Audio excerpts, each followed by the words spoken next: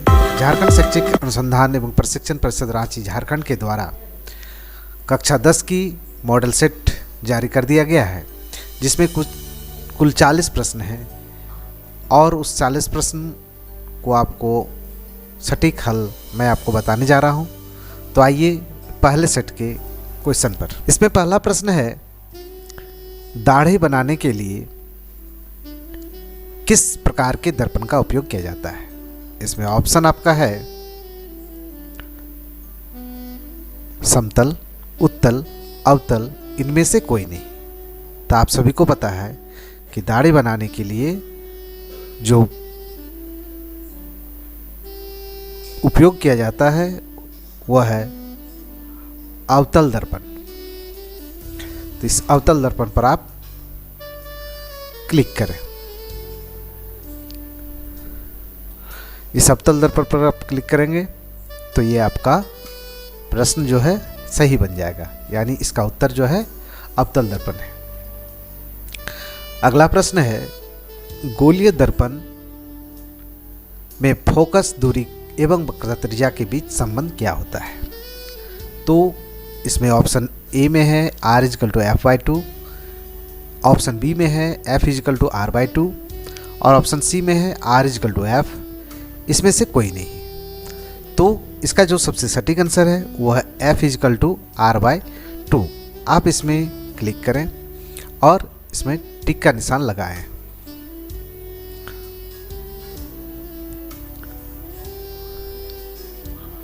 तो इस तरह इस क्वेश्चन में दूसरा जो ऑप्शन है बी वो सही है। गोलीय दर्पण में फोकस दूरी और वक्रता त्रिज्या के बीच संबंध क्या होता है, F=R/2, यानी फोकस बराबर वक्रता त्रिज्या बटे 2। प्रकाश एवं अपवर्तन की क्रिया में कौन सी भौतिक राशि अपरिवर्तित रहती है। ऑप्शन ए आवृत्ति, वेग, तरंगदैर्घ्य या इनमें से कोई नहीं। तो इनमें जो सबसे इनका सटीक आंसर है वह है आपका आवृत्ति। आप आवृत्ति पर टिक का निशान लगाएं और अगले प्रश्न की ओर बढ़ें। अवतल दर्पण में परावर्तन के बाद किरण किस बिंदु से होकर गुजरती है। प्रश्न आपको पुनः दोहराते हैं कि अवतल दर्पण से परावर्तन के बाद किरण किस बिंदु से होकर गुजरती है। तो वह होगा आपका फोकस। आप फोकस पर क्लिक करें। किसी दर्पण से वस्तु को कहीं भी रखने पर वस्तु के बराबर आकार का सीधा प्रतिबिंब बनता है तो दर्पण होगा, यानी दर्पण से वस्तु को कहीं भी रखने पर वस्तु के अगर बराबर आकार का सीधा प्रतिबिंब बनता है तो कौन सा होगा, उत्तल, अवतल, समतल या समतल एवं उत्तल दोनों। तो वह पता है कि वह हम लोग का क्या होगा, समतल। समतल पर टिक करें। अगला प्रश्न है, प्रकाश के अपवर्तन के कितने नियम हैं। प्रकाश का जो अपवर्तन होता है उसमें कितने नियम होते हैं। तो आप सभी को मालूम है कि उसमें प्रकाश के अपवर्तन में 2 नियम होते हैं। प्रकाश के अपवर्तन के 2 नियम पर टिक करें और अगले प्रश्न की ओर बढ़ें। अगला प्रश्न आपको मिलेगा, किसी गोलीय दर्पण की वक्रता त्रिज्या 50 सेंटीमीटर है तो उसकी फोकस दूरी क्या होगी। तो इसमें ऑप्शन है 50 सेंटीमीटर, 40 सेंटीमीटर और 25 सेंटीमीटर एवं 10 सेंटीमीटर। तो आप सबको पता है कि गोलीय दर्पण वक्रता त्रिज्या यहाँ 50 सेंटीमीटर दिया हुआ है, यानी R= यहाँ दिया हुआ है आपका R=50 सेंटीमीटर। 50 सेंटीमीटर R= दिया हुआ है। तो आपको निकालना है क्या, F। तो F बराबर क्या होता है, R/2। तो 50 बटे अगर 2 कर देते हैं हम लोग तो क्या हो जाएगा, वो 25 हो जाएगा। तो इस तरह आपका ये क्या होगा, 25 सेंटीमीटर आंसर आएगा। तो आप इसमें 25 सेंटीमीटर पर टिक कर दें और अगले प्रश्न की ओर बढ़ें। आपका अगला प्रश्न है, 1 मीटर फोकस दूरी वाले उत्तल लेंस की क्षमता होगी -1D, 1D, 2D, 1.5D। तो इसका जो सबसे सटीक आंसर है वो होगा 1D, यानी 1 डायप्टर। तो इस तरह आप इस 1D पर टिक करें और आगे बढ़ें। किसी उत्तल लेंस की फोकस दूरी हमेशा होती है +VE, -VE, 0, अनंत। तो इसमें जो सबसे सटीक आंसर होगा वो होगा +VE। इस पर टिक करें और अगले प्रश्न की ओर बढ़ें। प्रकाश का वेग न्यूनतम होता है निर्वात में, जल में, वायु में, कांच में। यहाँ क्वेश्चन है कि प्रकाश का वेग सबसे कम किस में होता है? निर्वात यानी जहाँ हवा नहीं होती है, जल आप लोग जानते ही हैं, वायु हवा में, या कांच में। तो प्रकाश का सबसे न्यूनतम वेग जो होता है वो होता है जल में। इस पर टिक करें और अगले प्रश्न की ओर बढ़ें। 11वां प्रश्न है 4D क्षमता वाले अवतल लेंस की फोकस दूरी क्या होगी? 20 सेंटीमीटर, 25 सेंटीमीटर, 30 सेंटीमीटर या 40 सेंटीमीटर। तो आपको पता है कि यह जो प्रश्न है वह F1/P के जो सूत्र में आधारित है उस पर अगर आप बना लेते हैं तो ये 1/4 हो जाएगा, यानी यहाँ 25 सेंटीमीटर इसका सही आंसर आएगा। तो आप 25 सेंटीमीटर पर टिक कर दें और अगले प्रश्न की ओर बढ़ें। अगला प्रश्न 12वां प्रश्न जो है वह है किसी उत्तल लेंस का फोकसांतर 50 सेंटीमीटर है तो उसकी क्षमता क्या होगी? तो आप प्रश्न के अनुसार ऑप्शन है 5D, -5D, -2D, 2D। तो इसका जो सबसे सटीक आंसर होगा वो होगा 2D। क्वेश्चन नंबर 13, प्रकाश का वेग सर्वाधिक होगा। आगे हम लोग पढ़े प्रकाश का न्यूनतम वेग, अब पढ़ते हैं प्रकाश का सर्वाधिक वेग। कांच में, पानी में, हवा में या निर्वात में? तो प्रकाश का सबसे अधिक वेग जो होता है वो आपका होता है निर्वात में। निर्वात में टिक करें और अगले प्रश्न की ओर बढ़ें। दिए गए प्रकरण में कौन सा ऊष्माक्षेपी है? श्वसन, पाचन, उत्सर्जन, संवहन। तो ऊष्माक्षेपी क्रिया और ऊष्माशोषी क्रिया दो प्रकार की क्रिया होती है, उसमें आप लोग पढ़े होंगे। तो श्वसन, पाचन, उत्सर्जन या संवहन। तो ऊष्माक्षेपी क्रिया का जो उदाहरण है वह है आपका श्वसन। तो श्वसन पर आप टिक करें और अगले प्रश्न की ओर बढ़ें। क्वेश्चन नंबर 15 में आप आए। चिप्स के पैकेट में विकृत गंधिता से बचने के लिए कौन सी गैस डाली जाती है? आप लोग प्राय सभी चिप्स खाते हैं, तो उसमें बहुत दिन के पैकेटिंग होने के बाद भी उसमें कोई गंध नहीं आती है। तो उसमें कौन सा गैस डाला जाता है? ऑक्सीजन, नाइट्रोजन, हाइड्रोजन या कार्बन डाइऑक्साइड?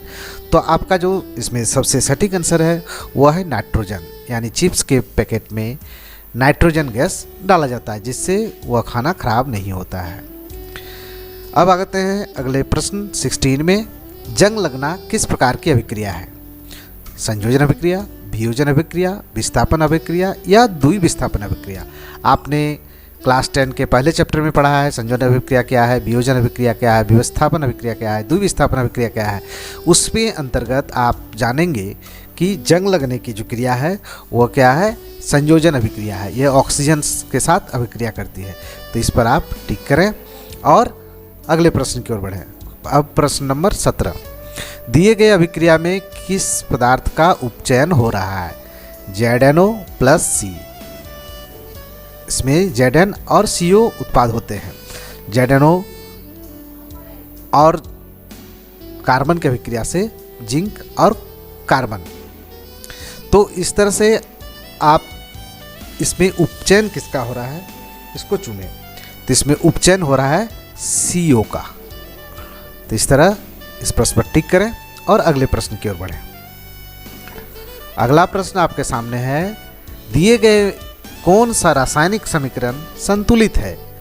आप ये चारों समीकरण को ध्यानपूर्वक देखें। तो इसमें अगर एक एक करके देखने जाएंगे तो वीडियो लंबी हो जाएगी, इसलिए आपको हम ए नंबर का जो सही ऑप्शन है उसमें हम टिक करते हैं। आप इस सारे ऑप्शन को ठीक से देख लेंगे। इस प्रकार ये ऑप्शन आपका यहाँ सही है, इसमें ये अभिक्रिया संतुलित है। अगला प्रश्न है 19 नंबर का, दिए गए चित्र में कौन सी अभिक्रिया हो रही है? संयोजन, ऊष्माक्षेपी अभिक्रिया, वियोजन अभिक्रिया या विस्थापन अभिक्रिया। तो आपको अभिक्रिया देखने से ही पता चल रहा है कि इसमें विस्थापन अभिक्रिया हो रही है, तो आप विस्थापन पर टिक कर दें। अब अगला प्रश्न है, दिए गए पदार्थ में कौन से गंधीय सूचक की तरह व्यवहार करता है? हल्दी, लिटमस, चाइना रोज या प्याज? तो इसका जो सबसे सटीक ऑप्शन है वह है प्याज। इस प्याज पर टिक करें और अगले प्रश्न की ओर बढ़ें। अगला प्रश्न है, हड्डियों को जोड़ने के लिए डॉक्टर किस लवण का प्रयोग करता है? तो हड्डियों को जोड़ने के लिए doctor CaOCl2, CaOH2, CaCO3, CaCO4 plus 1/2 का प्रयोग करता है। तो इन चारों ऑप्शन में कौन सा प्रयोग होगा? तो जो ये डी ऑप्शन है वो सटीक आंसर है। आप इस पर टिक करेंगे और अगले प्रश्न की ओर बढ़ेंगे।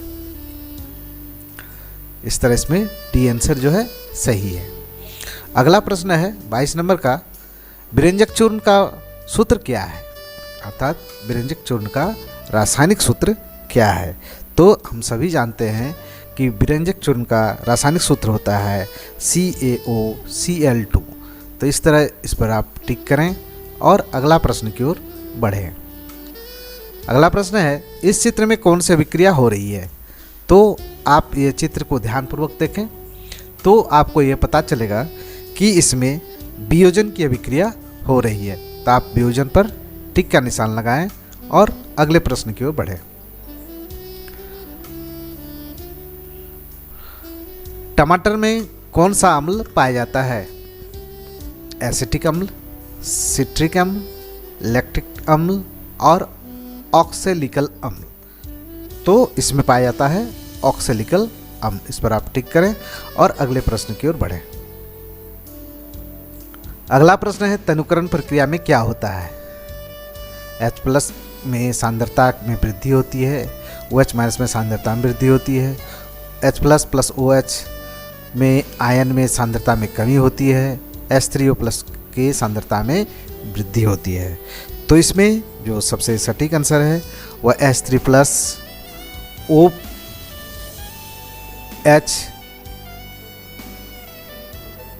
आयन की जो सांद्रता है उसमें कमी होती है। तो इसमें टिक करें। निम्नलिखित में से कौन सा प्रकाशीय वियोजन का एक उदाहरण है? इन चारों ऑप्शनों को ध्यान से देखें, जिसमें आपका जो ए नंबर का ऑप्शन है वो आपका सही है। आप ए नंबर के ऑप्शन पर टिक करें। इस तरह अगले प्रश्न की ओर बढ़ें। अगला प्रश्न आपके सामने है, अमीबा अपने किस अंग से भोजन ग्रहण करता है? मुंह, केंद्रक, कुटपाद और खाद्य रिक्तिका। तो आप सभी को पता है कि अमीबा का जो भोजन ग्रहण करने का अंग है वह है कुटपाद। तो कुटपाद पर आप टिक करें और अगले प्रश्न की ओर बढ़ें। 28 नंबर प्रश्न है, पाचन प्रक्रिया में वसा का इल्मिशीकरण कौन करता है? हाइड्रोक्लोरिक अम्ल, श्लेष्मा, पेप्सिन और पित्त। तो इसमें जो आपका सबसे सटीक आंसर है वह है पित्त। पित्त ऑप्शन पर आप टिक करें और अगले प्रश्न की ओर बढ़ें। निम्नलिखित में से किस जीव में स्वपोषी पोषण होता है? अमरबेल, कवक, अमीबा या आम? तो इसका जो सबसे सटीक आंसर है वह है आम। आम अपना स्वपोषण करता है। अमरबेल, कवक, अमीबा ये परजीवी होते हैं। तो इस पर आम पर आप टिक करें और अगले प्रश्न की ओर बढ़ें। मानव हृदय में कितने कोष्ठ होते हैं? तो आप सभी को पता है कि मानव हृदय में 4 कोष्ठ होते हैं। इसमें ऑप्शन है 1, 2, 3, 4। तो 4 में आप टिक करें और अगले प्रश्न की ओर बढ़ें। अगला प्रश्न है, श्वसन वर्णक किसे कहते हैं? क्लोरोफिल, हेमोग्लोबिन, श्वेत रक्त कणिकाएं, प्लेटलेट्स। तो इसका जो सबसे सटीक आंसर है वह है क्लोरोफिल। तो क्लोरोफिल पर टिक करें और अगला प्रश्न की ओर बढ़ें। अगला प्रश्न है, उत्सर्जन तंत्र की क्रियात्मक इकाई क्या है? वायुकुपिका, वृक्क, वृक्काणु, कोशिकागुच्छ। तो इसमें जो सबसे सटीक आंसर है वह है वृक्काणु। वृक्काणु पर आप टिक करें और अगले प्रश्न की ओर बढ़ें। अगला प्रश्न है वृक्क की क्रियाशीलता कम होने पर रक्त को शरीर से बाहर निकालकर छानने की क्रिया क्या कहलाती है? मूत्र का बनना, अपोहन, विसरण, पुनर्अवशोषण। तो इसका जो सबसे सटीक आंसर है वह है अपोहन। अपोहन पर आप टिक करें और अगले प्रश्न की ओर बढ़ें। अगला प्रश्न है जनन की मूल घटना क्या है? जुग्मक का बनना, जुग्मच का बनना, डीएनए की प्रतिकृति बनना, भ्रूण का बनना। तो इसमें जो सबसे सटीक आंसर है वह है डीएनए की प्रतिकृति बनना। इस पर आप टिक करें और अगला प्रश्न है दिया गया चित्र किस प्रकार के जनन को दर्शाता है? बहुखंडन, मुकुलन, विखंडन, पुनरुद्भवन। तो इसमें जो चित्र दिया गया है वह है बहुखंडन। इसमें टूटकर ये अलग होते हैं। तो इसे टिक करें और अगले प्रश्न की ओर बढ़ें। अगला प्रश्न है नर जुग्मक तथा मादा जुग्मक के संलयन को क्या कहते हैं? इसमें आपका जो ऑप्शन है निषेचन, परागन, अंकुरन और संलयन। तो इसमें जो सबसे सटीक आंसर है वो आपका निषेचन है। लड़कों के यौवनावस्था के लक्षण का नियंत्रण कौन सा हार्मोन करता है? टेस्टोस्टेरोन, इंसुलिन, प्रोजेस्टेरोन या थायरॉक्सिन। तो इसमें जो सबसे सटीक आंसर है वह है टेस्टोस्टेरोन। इस पर आप टिक करें और अगले प्रश्न की ओर बढ़ें। सौर स्थिरांक का मान क्या होता है? तो इसको आपको पता होगा, सौर स्थिरांक का मान 1.4 kW मीटर स्क्वायर होता है। यानी आपका जो ऑप्शन है और kW पर मीटर स्क्वायर होता है। इस पर आप टिक कर दें और अगले प्रश्न की ओर बढ़ें। अगला प्रश्न है जैव गैस का मुख्य घटक क्या है? कार्बन डाइऑक्साइड, नाइट्रोजन, ऑक्सीजन और मीथेन। तो इसमें जो इसमें सटीक आंसर है वो है आपका मीथेन। तो मीथेन पर आप टिक करें और इस मॉड्यूल का आखिरी क्वेश्चन, महासागरीय तापीय ऊर्जा प्राप्त करने के लिए महासागर के पृष्ठ के जल का ताप और 2 मीटर की गहराई के जल के ताप में कितना अंतर होना चाहिए? तो इस प्रश्न में महासागरीय ताप ऊर्जा जो बनाई जाती है उसमें कितने डिग्री का अंतर होना चाहिए? 20 degree Celsius, 30 degree Celsius, 40 degree या 50 डिग्री। तो इसका सबसे सही आंसर है 20 डिग्री सेल्सियस। तो इस तरह इस मॉड्यूल में आपने 40 के 40 प्रश्न बनाए हैं। आप इसे अच्छी तरह से दोहरा लें ताकि आपको अपने परीक्षा में उपयोगी हो सके। वीडियो देखने के लिए आपका बहुत बहुत धन्यवाद।